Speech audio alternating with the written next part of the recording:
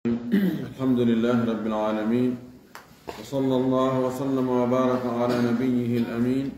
وعلى آله وصحبه ومن تبعهم بإحسان واستنى بسنتهم وسلك طريقهم إلى يوم الدين. اللهم لا علم لنا إلا ما علمتنا إنك أنت العليم الحكيم. اللهم علمنا ما ينفعنا وانفعنا بما علمتنا وزدنا علما. اللهم اجعل علمنا حجة لنا لا حجة علينا. رب اشرح لي صدري ويسر لي أمري واحلل عقدة من لساني يفقه قولي. قال المؤلف رحمه الله: كتاب آداب السفر، باب استحباب الخروج يوم الخميس واستحبابه أول النهار. عن كعب بن مالك رضي الله عنه أن النبي صلى الله عليه وسلم خرج في غزوة تبوك يوم الخميس، وكان يحب أن يخرج يوم الخميس، متفق عليه. وفي رواية في الصحيحين: لقلما كان رسول الله صلى الله عليه وسلم يخرج إلا في يوم الخميس. يتي الله سبحانه وتعالى تدد مون دو سيني دو حند دو يتر ينتري جول إن العرب محمد صلى الله عليه وسلم أو مونو لمدن سبيور مدن يجول صحابة من فوق وجول إدن دنانغال جوك بدينا كبجوك نوكا يوالا جوكين كان دينا تبنتنا يهور مكة يتتين كالندر مكة. اللهم آمين. walli fiiɗo ɗo Allah yurminamo waddi ngal dambugal ɗo man nde feccere ɗo kitab ko tawi no janɗi moƴƴi kono waɗi ɗo ko jeɗɗi bi fuɗɗa jangede ani sabatu kutubin. kitab on ɓuri jandude si feƴƴa ɗon hewta bab ara masala. kitabu adabi safar dambugal janal no yewte e maggal ɗo fi neediji seteyagal neediji ɗangal tukloɓe wiyata ɗangal neediji voyage gol. dambugal arnal ngal ɗo ko ngal ɗon watti 160 wi babu istihbabi alkhuruji yawma alkhamis. dambugal yewte ngal yiɗegol yaltugol ka seteyagal hara ko e alkamisa. wastihbabihi awwala nahar e yiɗegol yaltugol seteyagal ngal ka fuɗɗode ñalorma bimbi. wi no yiɗa yo taw hara ko e alkamisa on tigi yalti seteyagal yaltiri ñalande. no yiɗa kadi hara ko bimbi o yaltiri na tumbere ñalorma na kikiɗe. o addi dalil on ɗo o hadis ɗo ko kanko watti 956. o itti e Ka'ab ibnu Malikin andi Ka'ab oɗo ko ɓeya ko jeyaɗo e tatowo ɓeya jarribanoɓe turtugol ka gaswat Tabuk. gongi kadi wowli tawi na nganto fes laaɓi pos ini tigi on min yahano ɗum nani addali nganto hoy toon lami torkoyi wallahi hari sonnaji on sella hari ɗo koyngal an no ɓuuti ɗum ɗo no waɗi ɗum ɗo no watti wowli gonga kan. Allah subhanahu wa ta'ala jaɓani ɓe tuubu wiye no ari noon ka suratu tawba. oɗo o wii anna rasulallahi sallallahu alayhi wa sallam tabiti wonde nelaɗo Allah o kharaja o yaltuno fi ghazwat tabuka e gere tabuka on o yaltuno yahugol fi gere o tabuka ɗo gere andaɗo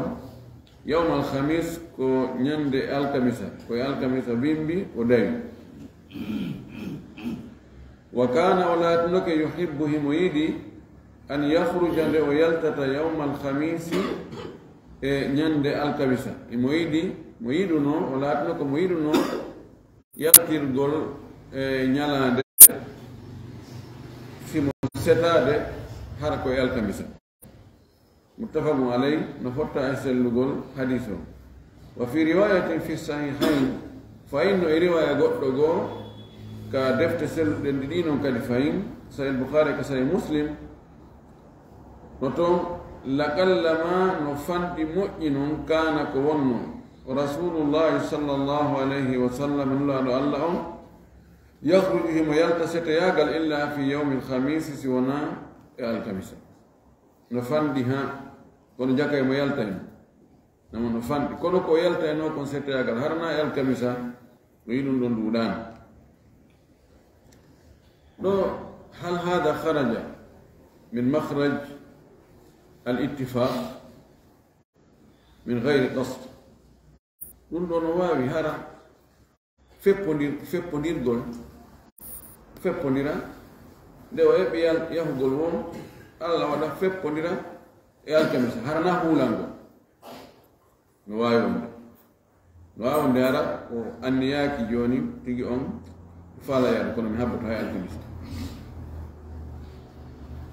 دونك هولانغو كو يبانغو تحري يتحرى نواي الله فيبونيرا توم توا vaya ka fokkitiyon per gani gol préparation jiling eduma feppo dirata ko alkamisa on o yaha e alkamisa no wawi ihtimal dindina no wudi iwali e makko kanko nala sallallahu alaihi wasallam ko tindinta wonde o hulan alkamisa on wonde ko yaltugol alkamisa on no moƴƴi ɓuri yaltugol e ñalomaji ɗutturɗi feppodiri noon kono ɓay feppodiri joni hara wattugol batteji makko ni kañum kadi wonde hulana ɗon est ce que no moƴƴi ka moƴƴa ɗum ɗon naati e masala ka usulul fiqh ɓeyne ñelaɗo ko waɗi ko e jogori janngugol ɗum ka waragat danasmum waragat so waɗi golle no waawi golle ɗen ka naɓire wonde ko ni tum ko aada ma feppodir tum no waawi ka golle ɗen naɓire wonde hii ɗum ɗo ko waɗiri ko dewal ko ɗum ɗo ɓuri moƴƴude sa ndaari sengo inna a ɗum ɗo feppodir tum ye sa ndaari sengo inna ha ɗum ɗo o heɓɓan ɓay sa yi woni laawi ɗiɗi laawi tati laawi nayi foppo ñalande wotere ko ɓattawde mi huulani tañininde ñalan ɗon woodi ko ne mayre e moƴƴugol settagol e mayre ɓuri balɗe wuttude ko on to naɓirte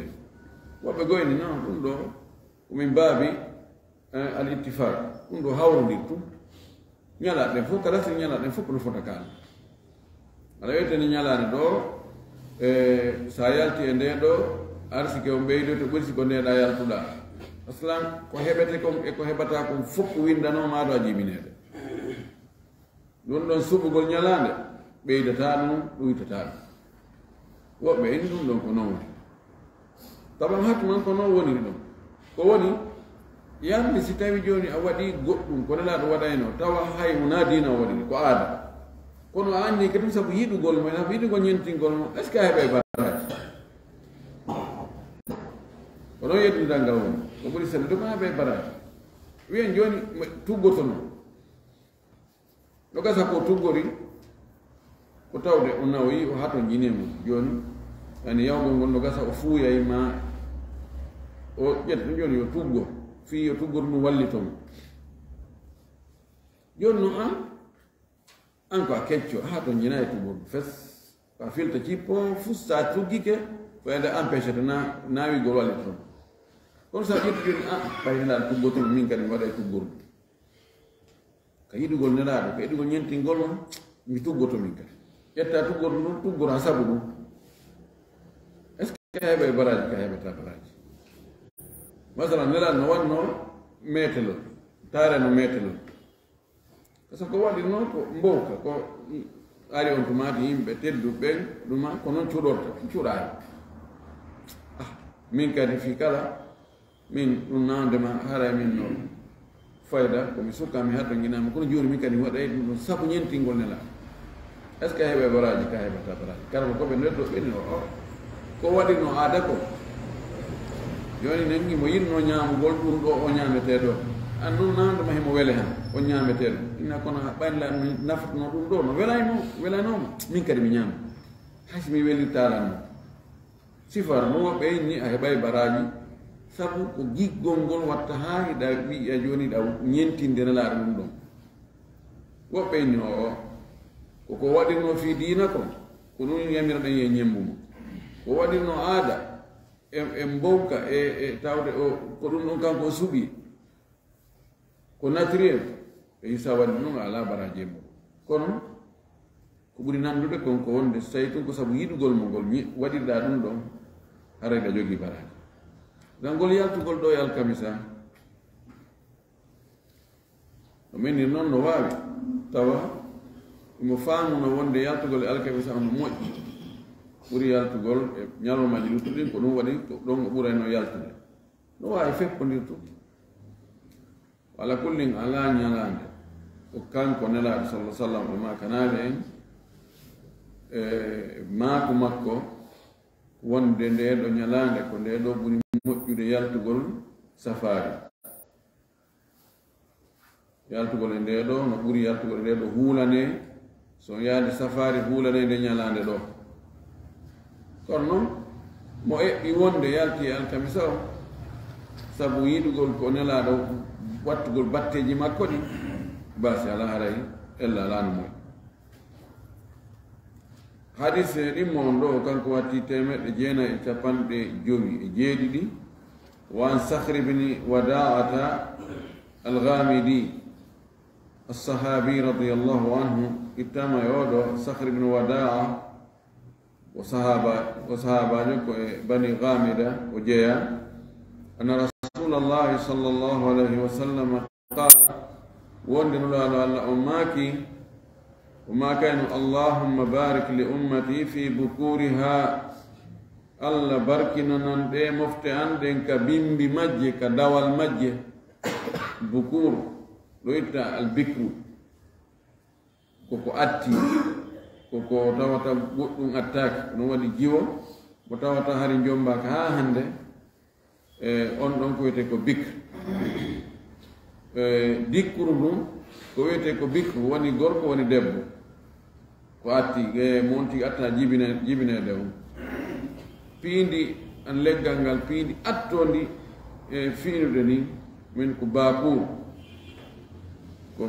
fiindi attini ni yo noon bimbi on nelaɗo sallllahu alih w sallam du'ani mofte ɗen allah waɗan mofte makko ɗen barki e golleji ɗi ɓe waɗitta bimbi subaka ɗi ko ɓe dawata waggol kon siko ɗaɓɓere a yalti bimbi subaka nelaɗo duwanike ma yo allah waɗnde barki e dawol magol ɗum ɗo holli piiji ɗin yon tigi ɗaɓɓude law ɗo noon o law mum on ko hunde kala hunde fewndo kande fuɗɗi ɗon ko ɗon woni law mayre ɗon woni bimbi mayre o siko ɗaɓɓugol laamu ka bimbi ka fuɗɗa ɗon ka fokkita ɗon awa atti ɗon awa ko on ɗon hen heɓi bimbi on nani sikko jawdi men si kala ko ɗaɓɓete ko aranon ɗum ko ɗon woni bukuru mum nam hunde fof hunde ka fuɗɗode mayre ko heewi konde metta heɓde ko ɗon ɓuri welde fi edi toma fof taw ari fof jaaƴi e naati e muɗum fof won so wansa mo ɓe hande ka no wippitira ka faati ko wippitira telen sengol mum ara no innama ɓene kon ɗo no lutti ka ɗumanne no sa atti ari law on no moƴƴi ko ɗum ɓe innayi demal e desal e dewal ko law on ɓuri moƴƴude waɗugol law ko ɗum ɗo la sala sallam tori allah yo allah waɗu barki e mofte ɗen law majje on ko ɗe fuɗɗori kon law wa kana o laatinoke ida ba'atha sariyatan so imminino sefre en tukulol wiyata sefre nen konti bataillon so imminino jama hakkidiɗo ko yaha waɗoya golle gere heewi kon sariya ko yimɓe ɓe ɗuuɗa neɗaɗo immina yimɓe ɗuuɗa mission yahi waɗnoen e hunde kaari no way harana piiro kono yahi daaro noon en ko ɓe woni e guerde yahi daaron ko ɓe heɓɓi yahi daaron ko fewnon ko ɓe fewni yahi daaron limore maɓɓe nen ko ɓe jeelo yehe ata ko yo ngo sengoɗa ɗum wiyete ko sariya aw jayshan ma hara ko konu ɗum ɗon ko jama busse ara ko yaltuɓe ayana bayana men yaade waɗa gere wonama wonɓe suudade yaha waɗoya mission hertiɗo arta so immini ɓeɗo ba'athahum o imminayɓe min awwali nahari ka arande ñalorma ka bimbi ko law o immintaɓe wona kikiɗo imminirtaɓe ko bimbi subaka wa kana sahru o sahru ɗo filliɗo o hadis ɗo o laatinoke tajiran ko njulaade o njurotonoɗo wa kana o laatinoke yab'athu tijaratahu imo immina njulayagal makko ngal mana naɓa marchandise makko ma immina naɓoɓe marchandise makko ɓe awala nahari ka fuɗɗode ñalorma ka bimbi fa athra o alɗi yiɓi jawdi buy wa kasura maluhu jawdi makko ndin ɗuuɗi o waɗi o huuranayno ko bimbi fi affaire njulayagal makko ngal fayde ko bimbi tun sikko yahugol soodoya ko bimbi o yaade ko yahugo yeeyoya ko bimbi so o immina woɓɓe yaw yeeyanamo ma soodanoyamo ma addanoyamo marchandise ma waɗɗum ɗo ma ɗumɗa fof ko bimbi on bimbi on bimbi o fa athra sari ko marɗo jawdi buy jawdi makko ndi ni heewi rawahu abu daoud wa tirmidi wa qala hadithun hasanun ko ɓeeɗo ɗo filli hadith on imam tirmidi o yi hadith on himo moƴƴi cheikh albani maki ka sahihul jami hadith on himo selli babu istihbabi talabi rufqati wa ta'mirihim ala anfusihim wahidan yuti'unahu gal dambugal ɗo watti temedere capanɗe jeegoye jeɗɗi o dambugal o wi yiɗegol ɗaɓɓugol yaadeteɓe talabu rufgati rufgati ko setodaɓe ɗaɓɓugol setodeteɓe yaadeteɓe si wonti fokkitinamol tago kañum tu yaha ɗaɓɓaɓe yaade wa ta'mirihim e lammingol ɓe ala anfusihim e hoore maɓɓe kamɓe seteɓe wahidan gooto e maɓɓe yuti'una hara ɓe ɗoftotomo si tawi ɓe yalti ko ɓe ɗiɗo ma tato ma nayo ma sappo ɓe waɗa goɗɗo amir e hoore maɓɓe taw o yalto o yaha on yo ɗaɓɓu yaadeteɓe si tawi ɓe woni ɓe buyi ɓorɗo ɗiɗo heɓi yeeso yo ɓe waɗu goɗɗo go hoore maɓɓe ɗum kadi haray ko ɓe ɗoftomo so yaɓiri ko moƴƴi ko yo ɓe jaɓu o hadis arano ɗo ka dambugal kanko watti temeɗɗe e jeenayi e capanɗe joyi e jeetati an ibne umar radiallahu anhuma ittama abdoulah bne umar yo allah yettanamo kanko e ɓen makko e sahaba ɓen fof qala o wi qala rasulullahi sallllahu alih wa sallam ɗoɗonon maaki law anna annasa yalamuna min alwihidati ma alamu hara yimɓe ɓen no annduno ko woni kon e mbajju wihida gooto wongol gooto kañum tun weddagol hara yimɓe no annduno musiba e tana e albalaw ko woni e weddagol kañum tun komi andi kon min hara ɓe annduno ɗum ha ma sara yahatano setatano ko rakibum waɗɗiɗo bilayli jemma wahdahu kanko tun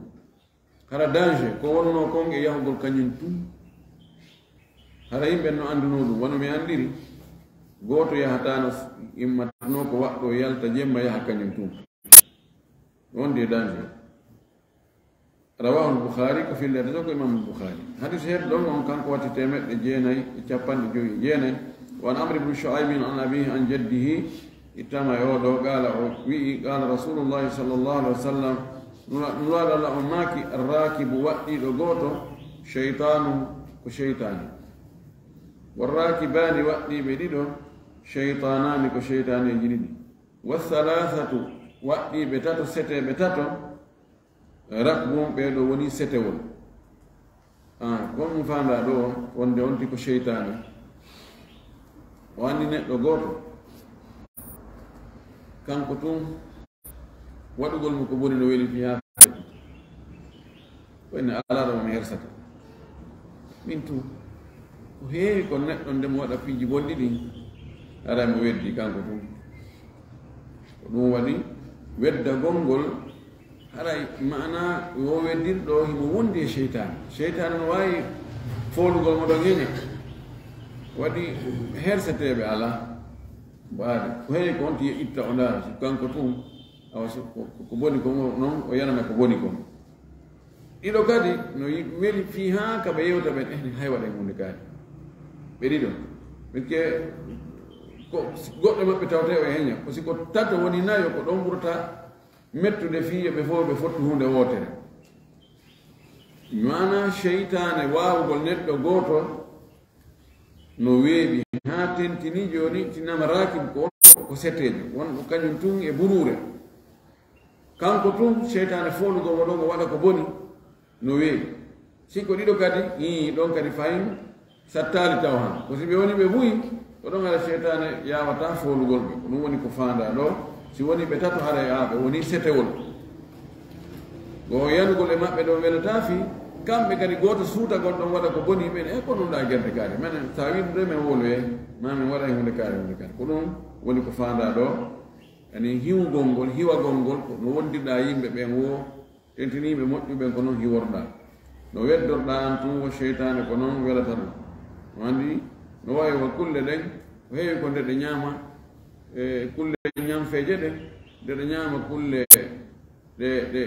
ɗe hawata larta gatata ɗe ko wonkun sera kun ko kun ɗon fuɗɗe ɗe fuɗɗorta ɗe ettoto haa ɗe annda kun ɗo kañum woni feere ɗe luttuɗe neneji e babaji no to no helli to no ñaama wiyan ara yana e mum ko neɗɗo kono weddori wo ko noon welita sheytane hadith o rawahu al-Bukhari wa Tirmidhi rawahu Abu Dawud wa Tirmidhi wa Nasa'i bi asanid sahiha ko ɓeeɗo fillori oɗo hadith e tuugorɓe sellude wa qala Tirmidhi hadithun hasanu Tirmidhi wi hadith o hino moƴƴi Cheikh Albani maki ka silsilatu sahiha o maki hadith o himo selli hadith heeɗo ɗon kanko watti 996 wan Abi Sa'id al-Khudri wa Abi Hurayra radiyallahu anhuma itama e ɓeeɗo ɗiɗo qaala ɓe wi'i qala rasulullahi sallllahu alayhi wa sallam laɗallah maki ida haraja thalathatun fi safarin si tawi tato yalti e seto yagal tato yalti ɗangal fal yu'ammiru ahadahum yoɓe lammin goɗɗo e maɓɓe yoɓe waɗu goɗɗo e maɓɓe yeeso waɗamo amir hadithun hasanu hadith o himo moƴƴi rawahu Abu Dawud bi isnadin hasanin ko Abu Dawud fillorimo tugorde moƴƴere Cheikh Albani maki ka silsila sahiha o maki hadith o himo selli hadith sakkitiɗo on ɗo hannde ko jangeten ɗo darsumen on ɗo kanko watti 950 wa an ibn Abbas radiyallahu anhuma itama e Abdullah ibn Abbas yo Allah weltanamo kanko e ɓen makko e sahaba ɓen fof o watta en ɗon ani nabiyu sallllahu alayhi wa sallam qal wonirno aɗa allahuma maki خير الصحابة 4 وخير السرايا 400 وخير الجيوش 4000 ولن يغلب 12,000 من قلة لأنك خير الصحابة كبري موجود ايوان ديبه صحابة دونا بصحابة من العربين يعني كصحبة كبري موجود ايوان دتابه استياغا 4 كبنايو كوردنايو هبيدو ɗon ɓuri moƴƴude sa laɓɓay yaade teeɓe sa aytike ha heɓi nayo kono noon ɓuri moƴƴude wa hayru saraya 400 ko ɓuri moƴƴude e sefre ma e imminteɓe fi waɗoygol golle happaɗe golle gere happaɗe no wiɗe noon sariya ko missionnaire ɓe ko mission ko lanɗo on imminta hoɓɓe joni ono yahi wanno e hunde kaari ɓeewi ko koko yowodiri e gere ma en tout cas na piiro imma ko yawgol heɓa habaruji anda ko ɗum fewndi toon o wi ko ɓuri moƴƴude ɗum kadi ɓe imminteɓe ɗon ko ɓe wonu 400 wa hayru jiyush ko ɓuri moƴƴude e koneeri ɗin tawi ko joni ko arme fokkutugol yaha waɗa gere ara na suuɗagol ko yaltugo yaha waɗa gere ko tawa ɓe timmi guluuji nayo ɗum ɗo tindina wonde ganin ko wi ɗo kon seɗete ɓen si wonaali nayo haray moƴƴa kono koko ɓuri moƴƴude kon ko ɓuri moƴƴude kon yoɓe wonu nayo ɓeeɗa kadi wonu 100 nayo ɓeeɗa kadi no guluuji nayo o wi walan yuglaba 12,000 min qilla si tawi kun ɓe timmi guluuji 12 ɓe foolirtaake sabu wiigol ɓe duuɗa hiɓe fanndi ɗum ɗo ko ndaarete fewndu on tumaati tawa ɗuuɗugol jama on hewtaano jama on ɗuuɗiri noon hannde ɓiɓɓe adama ɓen ɓe ɗuuɗi kon hannde e fewɗo ko nelaɗo en nula e nder adna on jama on hari o heɓɓodirana goto no woodi nokkeeli buy ka hoɗa fewdo ɗo tawi fewdo nelaɗo on tumati hari ɗum hoɗaka hari banu adama ala toon fes si heɓɓama on tumati guluuji 12 ɗum haray ko kono mangu noon ɗum hande no fota basi arme fayda chine fof fokkitani goɗɗo kono ɗum ɗo ko yarata ko zaman on enen hande fewno ɗo guluuji 12 no woodi ko ɓuri ɗum bus no foole inne ɓe ɗuuɗa e guluuji 12 e million ɗiɗi nangodiri guluuji 12 ɗon foolama ɓe inne ko ɓe ɗuuɗa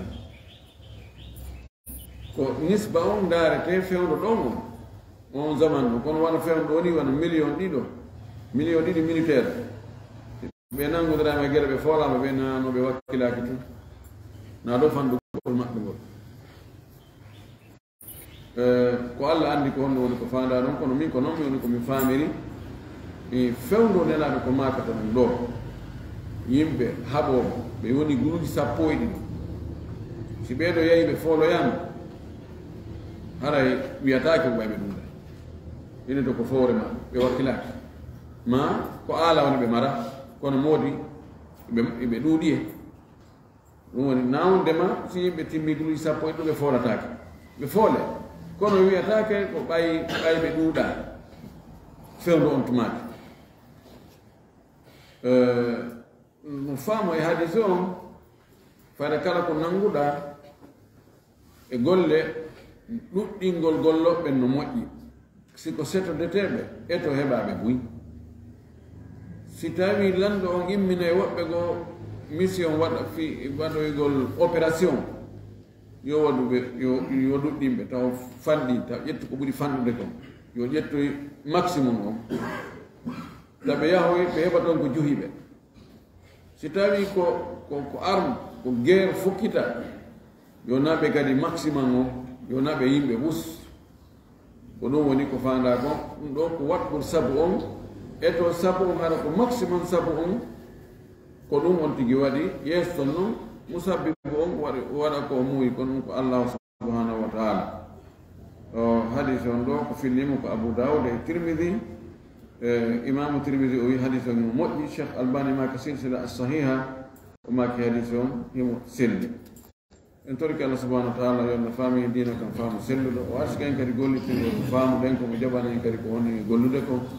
wa akhiru da'wana an alhamdulillahi rabbil alamin wa sallallahu wa sallam wa baraka ala nabiyyihi amin